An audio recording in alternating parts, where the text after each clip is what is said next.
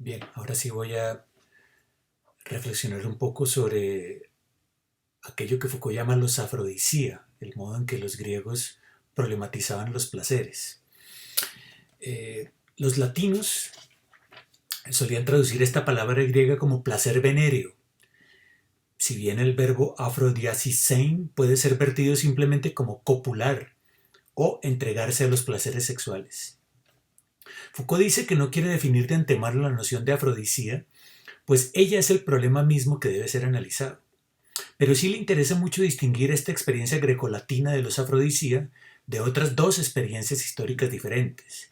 La experiencia cristiana de la carne, que ya veremos, y la experiencia moderna de la sexualidad, que ya vimos en el análisis del volumen 1 de la serie. Las tres son modalidades éticas de la relación de sí consigo, dice ahora Foucault. Pero, a diferencia de la experiencia cristiana, la valoración griega sobre los afrodisía no buscaba determinar el origen del deseo que en ella se ponía en juego. Es decir, si ese deseo provenía de Dios o del demonio. Y a diferencia de la experiencia moderna, tampoco buscaba determinar si un acto sexual era normal o patológico, como ya dijimos en el video anterior. Más aún, a diferencia de la experiencia moderna de la sexualidad, la valoración griega sobre los afrodisía no distinguía a los individuos según fuera su sexo anatómico, masculino o femenino, ni tampoco de acuerdo con el objeto hacia el que se dirigía su deseo, heterosexuales u homosexuales. La línea divisoria entre los participantes en el acto sexual pasaba por otro lado, el papel activo o pasivo que ocupaban los actores en el mismo con total independencia de su sexo anatómico. Foucault dice que esta valoración espontánea de los afrodisía podría reducirse a dos principios. El primero es el principio del isomorfismo, según el cual el acto sexual refleja la asimetría social entre los actores que participan en él. ¿Cuál es el estatuto social de las personas que aparecen teniendo relaciones sexuales? Si son casadas o solteras, jóvenes o viejas, libres o esclavas, ricas o pobres, esposos o amantes. Esto era lo que era determinante. ¿Por qué razón? Porque entre el actor sexual y el actor social no existía separación alguna. La valoración del acto sexual en la antigüedad estaba sobredeterminada por el lugar que un individuo cualquiera ocupaba en las jerarquías sociales. De manera que la interpretación deberá tener en cuenta quién es el superior y quién es el inferior en la relación sexual. La valoración será positiva si en la relación sexual aparece la persona asumiendo un papel valorado socialmente como superior, isomorfía sociosexual, y será negativa cuando asume un papel que no se corresponde con esta valoración, es decir, cuando lo que tenemos es una heteromorfía sociosexual. Foucault señala que las consecuencias del principio de isomorfía sociosexual se dejan ver con claridad en el matrimonio. En el mundo grecorromano, la mujer es socialmente inferior al hombre, de tal modo que en el acto sexual el hombre toma lo que es suyo, lo posee, se coloca encima y pone a la mujer a su entera disposición. Y aun a pesar de que el matrimonio fuese valorado luego por los estoicos eh, eh, como el más elevado y más perfecto de todos los isomorfismos posibles, ello no hizo mella alguna en la desvalorización tradicional de la mujer. Y tampoco en la permisividad que tenían las relaciones sexuales de los hombres fuera del matrimonio, comparada con la intolerancia absoluta de la relación sexual extramatrimonial por parte de las mujeres. Si un hombre casado tenía relaciones sexuales con una esclava de su propiedad, esto era visto como perfectamente legítimo, pues esa relación es isomorfa con respecto a la posición social que ocupan el amo y el esclavo. En cambio, si ese mismo hombre casado tuviera una relación sexual con la mujer de su vecino, esa relación sería ilegítima porque es heteromorfa.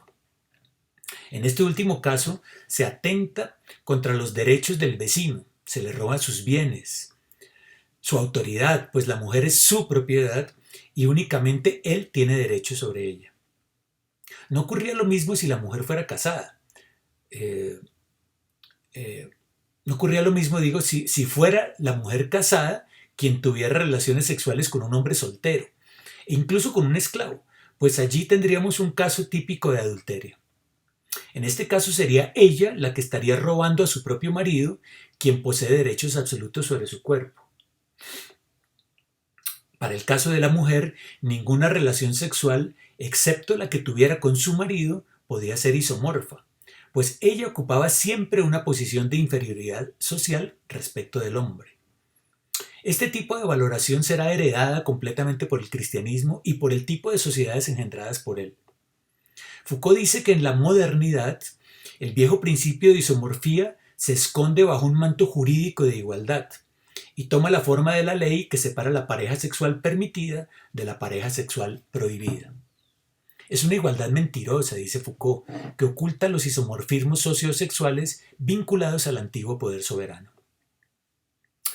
De otro lado, el segundo principio de valoración que tenía la sociedad grecorromana de los afrodisíacos es el principio de la actividad, según el cual el acto sexual es ejecutado por una parte activa sobre otra pasiva, es decir, por un individuo que penetra sobre otro que es penetrado. No existe aquí el juego sexual, la interacción creativa entre las partes, sino que uno domina siempre sobre el otro. Mientras que en el caso del primer principio se valora la relación social con el otro, en el caso del segundo principio no existe relación alguna con la pareja sexual. Aquí solo se tiene en cuenta el punto de vista del macho, del penetrador, de la parte activa. Indiferencia total, pues, frente al objeto de la penetración, si es mujer, esclavo o muchacho, pues lo importante era solo el acto de penetrar, la función de ejercer dominio. Solamente es sujeto de placer la parte que es naturalmente dominadora, mientras que la parte dominada no cuenta para nada. Entonces, de acuerdo con el principio de actividad, la valoración será favorable si la persona ocupa una función activa en el acto sexual y no solo dependiendo, conforme al principio de isomorfismo, de la calidad social del individuo que penetra o es penetrado. Entonces, esto es lo que precisamente dirá Foucault que es necesario tener en cuenta a la hora del uso de los placeres. Es decir, una persona de la aristocracia que es libre, que debe dar ejemplo ante los demás, debe cuidarse mucho de no ser penetrado y de ser siempre la parte activa, la parte que penetra. La penetración no es entonces algo que ocurre entre dos parejas sexuales, sino que es la actividad que define por naturaleza al sujeto. Ser sujeto equivale intrínsecamente a penetrar. Aquí no importa si el acto sexual se realiza con alguien socialmente inferior o superior en la escala social, sino que solo importa el hecho de penetrar o ser penetrado.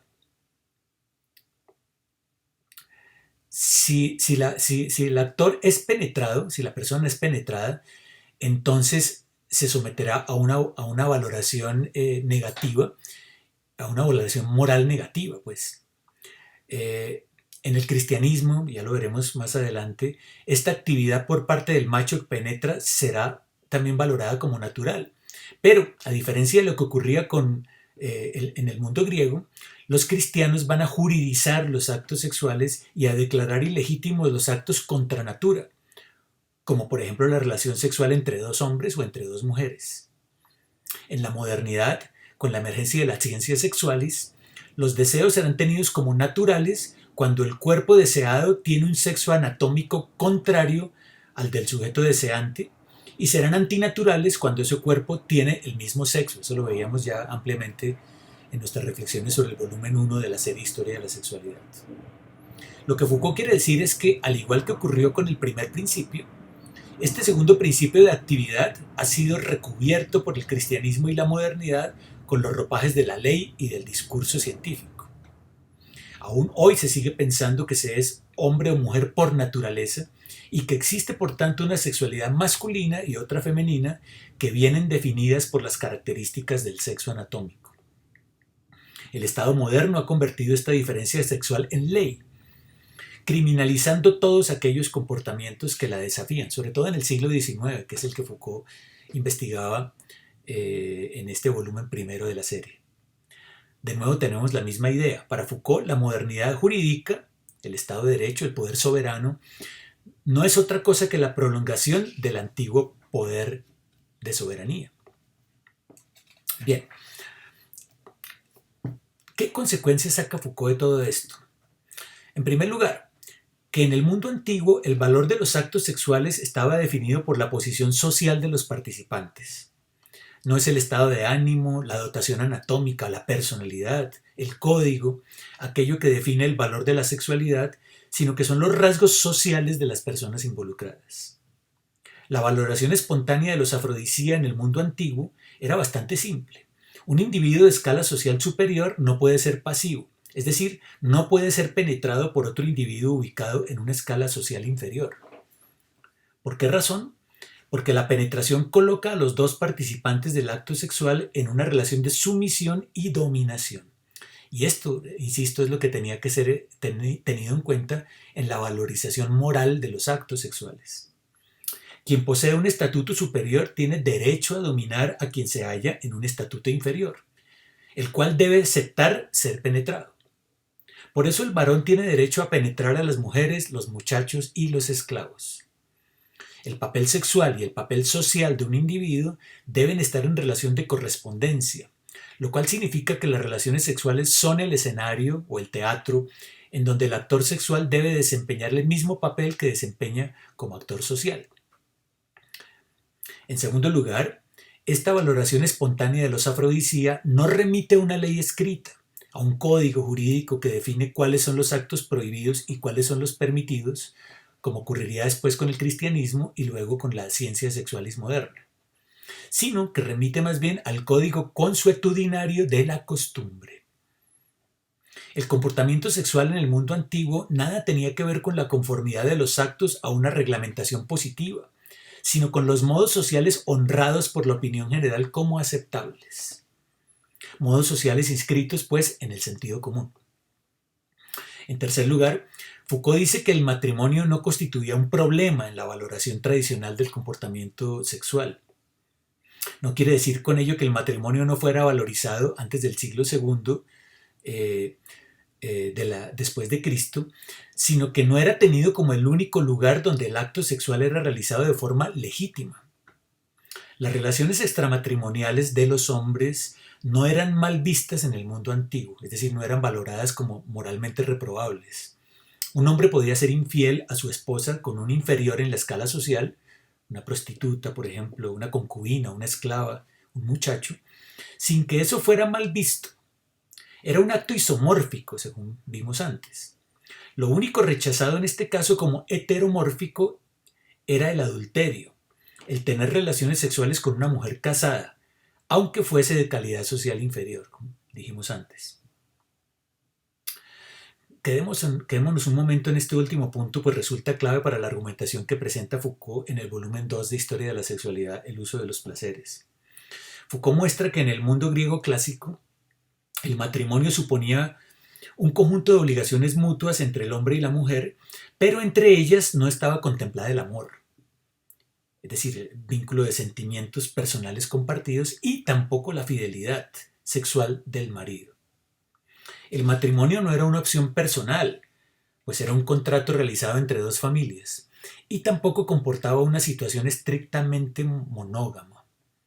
El matrimonio no era el único lugar legítimo para la práctica de los afrodisíacos, pues no se pretendía que la esposa fuese la única mujer que podía satisfacer sexualmente al marido, sino la única que podía darle hijos legítimos, que es otra cosa. La legitimidad del matrimonio se circunscribía, por tanto, a la descendencia, no al placer. Foucault muestra que en los asuntos del placer sexual existía una clara diferencia entre la concubina, la cortesana y la esposa. La concubina, es decir, la prostituta, era buscada por el hombre para adquirir placer, pero este era el límite de la concubina. Ella no podía aspirar a convertirse en algo más.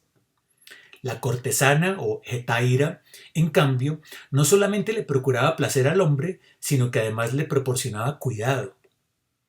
Algunas habían recibido educación, limitada por lo general a miembros de la aristocracia en el mundo griego clásico, y poseían dotes en la música y la danza, a la vez que eran reconocidas por su belleza física. Pero también estas mujeres tenían un límite. No podían darle al hombre hijos legítimos, pues esta era prioridad exclusiva de la esposa. Esta última, por su parte, debía proporcionarle cuidado a su marido, pero no se esperaba que le diera placer sexual. Lo que sí se esperaba de ella es que le diera hijos legítimos con el fin de asegurar la continuidad de la institución familiar. El punto es que el contrato matrimonial imponía unas obligaciones diferenciales al hombre y a la mujer. En el caso de la mujer, se le exigía tener como pareja sexual única y exclusiva a su marido, al que debía respetar y darle descendencia. Si la mujer casada tenía una relación sexual extramatrimonial, eso era visto como adulterio y el marido tenía el derecho de repudiarla, lo cual significaba dar por terminado el contrato matrimonial, que el contrato era hecho con el padre de la mujer, recuerden. Por el contrario, al hombre no le estaba prohibido tener amantes, mujeres o muchachos, y tampoco llegarse a prostitutas.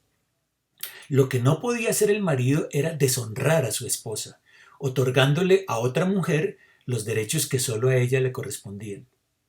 Todo esto, según Foucault, se hallaba profundamente anclado en el sentido común de la antigüedad y formaba parte de la valoración espontánea de los afrodisíacos. Entonces, regresando pues a lo que decíamos en el video anterior de la valorización moral de los placeres, lo que se problematizaba como inmoral entonces no era la infidelidad, no era el desamor, sino que era que el marido deshonrara a la mujer.